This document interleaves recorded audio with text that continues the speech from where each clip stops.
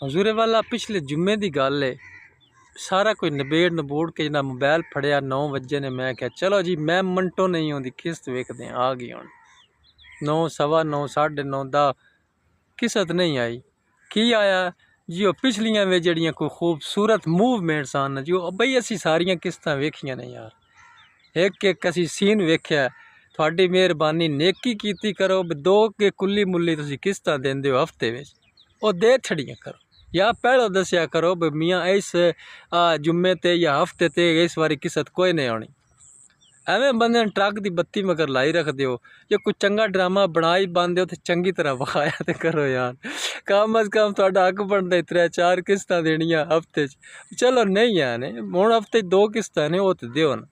हुण जुम्मे ते मेहरबानी करे इस किस्त का सानू बड़ा शदीद इंतज़ार है बड़ी शिद्दत नाल ते ये थ्रो ना करे ये ना हो भी 9 वजन तो पिछली को किस्त आई पी होवे तबाही वाली जड़ी अगो ट्रेलर असीं वेखदे आ ना ये ना हो भी ये किस्त ना हो ये हुण किस्त लाजमी अपलोड करे।